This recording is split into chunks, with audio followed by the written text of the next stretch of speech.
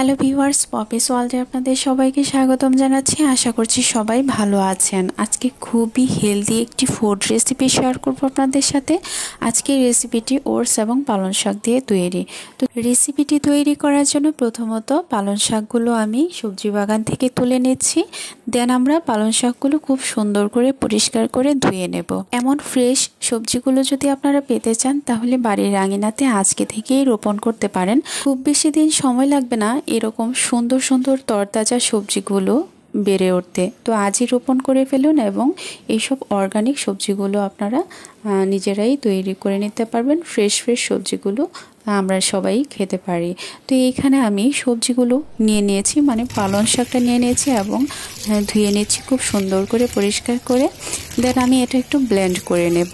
এইখানে যতটুকু রয়েছে ততটুকু আমি একটা বাটিতে আমি ব্লেন্ড করে নিয়েছি। এই যে এক বাটি হয়েছে। আজকের রেসিপিটি তৈরি করার জন্য উপকরণগুলো আমার রেডি হয়ে গেছে। এখন রান্নার পালা। পালং শাক নিয়েছি আর নিয়েছি এখানে 2 চামচ ওটস। চুলাতে একটা প্যান বসিয়ে দিয়েছি। এখানে দিয়ে দিয়েছি সামান্য একটু তেল, অল্প পরিমাণ তেল দিয়েছি এবং এই গরম তেলের মধ্যে আমি পেঁয়াজ দিয়েছি, রসুন কুচি দিয়েছি আর কাঁচামরিচ কুচি দিয়েছি।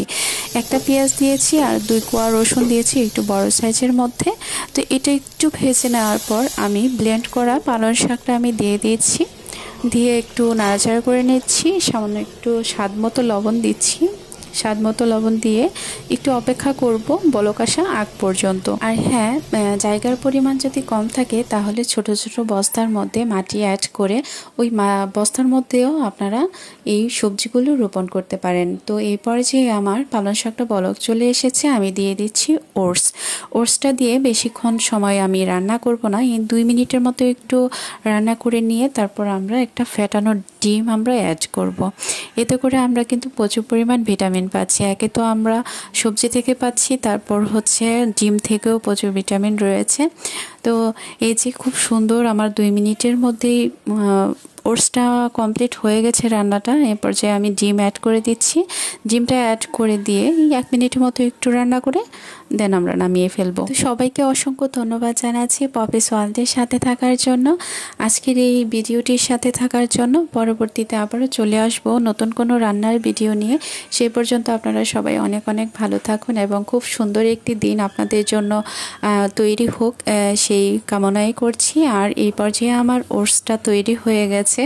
মজাদার হেলদি এই ফুড রেসিপিটি পালং শাক আর ওটস দিয়ে তৈরি আমার তো কমপ্লিট হয়ে গেছে। একটা বাটিতে আমি নিয়ে নিচ্ছি। আর হ্যাঁ, আজকের এই রেসিপিটি আপনাদের কেমন লেগেছে তা কিন্তু কমেন্ট করতে ভুলবেন না। যদি ভিডিওটি ভালো লেগে থাকে তাহলে অবশ্যই একটা লাইক করে দেবেন।